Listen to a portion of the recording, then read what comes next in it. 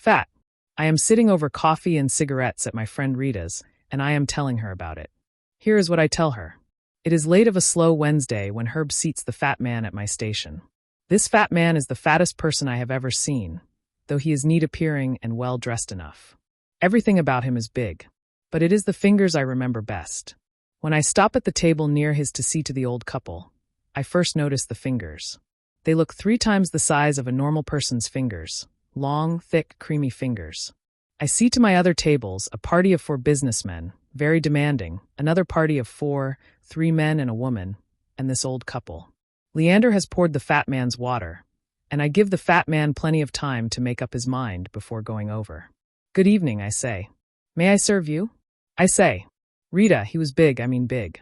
Good evening, he says. Hello. Yes, he says. I think we're ready to order now, he says.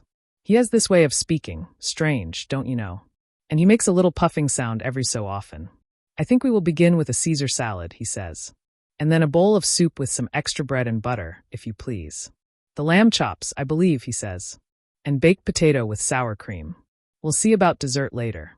Thank you very much, he says, and hands me the menu. God, Rita, but those were fingers. I hurry away to the kitchen and turn in the order to Rudy, who takes it with a face. You know Rudy.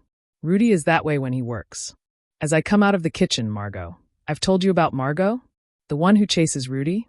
Margot says to me, who's your fat friend? He's really a fatty. Now that's part of it. I think that is really part of it. I make the Caesar salad there at his table, him watching my every move, meanwhile buttering pieces of bread and laying them off to one side, all the time making this puffing noise. Anyway, I am so keyed up or something. I knock over his glass of water. I'm so sorry, I say. It always happens when you get into a hurry. I'm very sorry, I say. Are you all right? I say.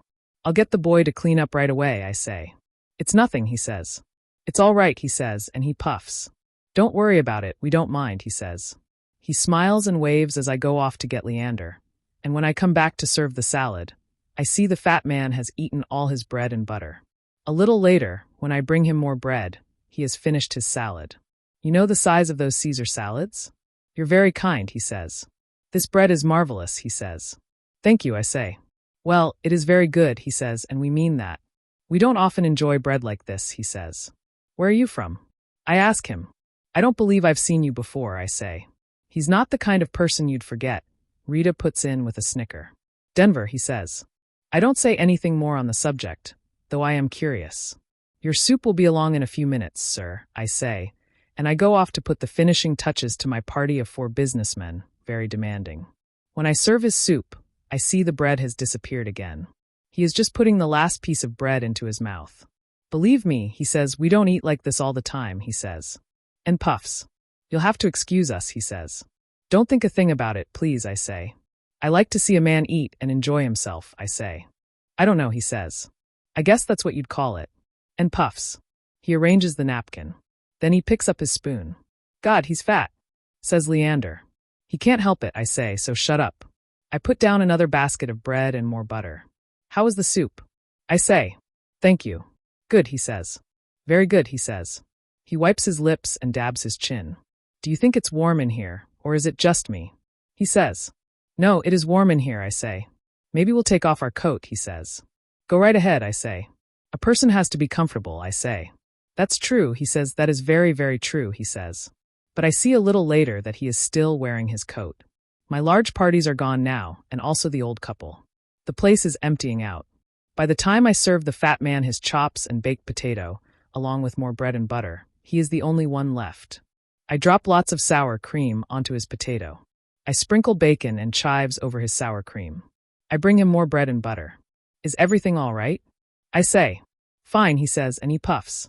Excellent, thank you, he says, and puffs again. Enjoy your dinner, I say. I raise the lid of his sugar bowl and look in. He nods and keeps looking at me until I move away. I know now I was after something, but I don't know what. How is old Tub of Guts doing? He's going to run your legs off, says Harriet. You know Harriet. For dessert, I say to the fat man, there is the Green Lantern Special, which is a pudding cake with sauce, or there is cheesecake or vanilla ice cream or pineapple sherbet. We're not making you late, are we? He says, puffing and looking concerned. Not at all, I say. Of course not, I say. Take your time, I say. I'll bring you more coffee while you make up your mind. We'll be honest with you, he says. And he moves in the seat. We would like the special, but we may have a dish of vanilla ice cream as well. With just a drop of chocolate syrup, if you please. We told you we were hungry, he says. I go off to the kitchen to see after his dessert myself.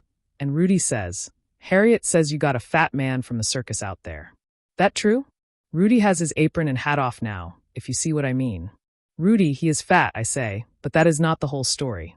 Rudy just laughs. Sounds to me like she's sweet on fat stuff, he says. Better watch out, Rudy, says Joanne, who just that minute comes into the kitchen. I'm getting jealous, Rudy says to Joanne. I put the special in front of the fat man and a big bowl of vanilla ice cream with chocolate syrup to the side. Thank you, he says. You are very welcome, I say, and a feeling comes over me. Believe it or not, he says, we have not always eaten like this. Me, I eat and I can't gain, I say. I'd like to gain, I say. No, he says. If we had our choice, no. But there is no choice. Then he picks up his spoon and eats. What else? Rita says, lighting one of my cigarettes and pulling her chair closer to the table. This story's getting interesting now, Rita says. That's it. Nothing else. He eats his desserts, and then he leaves, and then we go home, Rudy and me. Some fatty, Rudy says, stretching like he does when he's tired. Then he just laughs and goes back to watching the TV. I put the water on to boil for tea and take a shower. I put my hand on my middle and wonder what would happen if I had children, and one of them turned out to look like that, so fat. I pour the water in the pot, arrange the cups, the sugar bowl, carton of half and half, and take the tray into Rudy. As if he's been thinking about it, Rudy says, I knew a fat guy once, a couple of fat guys, really fat guys, when I was a kid. They were tubbies, my God. I don't remember their names. Fat, that's the only name this one kid had. We called him Fat, the kid who lived next door to me. He was a neighbor. The other kid came along later. His name was Wobbly. Everybody called him Wobbly except the teachers. Wobbly and Fat. Wish I had their pictures, Rudy says. I can't think of anything to say, so we drink our tea, and pretty soon I get up to go to bed. Rudy gets up too, turns off the TV, locks the front door, and begins his unbuttoning. I get into bed and move clear over to the edge and lie there on my stomach. But right away, as soon as he turns off the light and gets into bed, Rudy begins. I turn on my back and relax some, though it is against my will. But here is the thing. When he gets on me, I suddenly feel I am fat. I feel I am terrifically fat, so fat that Rudy is a tiny thing and hardly there at all.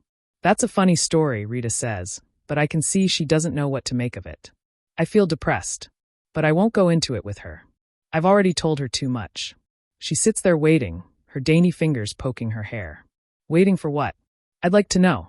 It is August. My life is going to change. I feel it.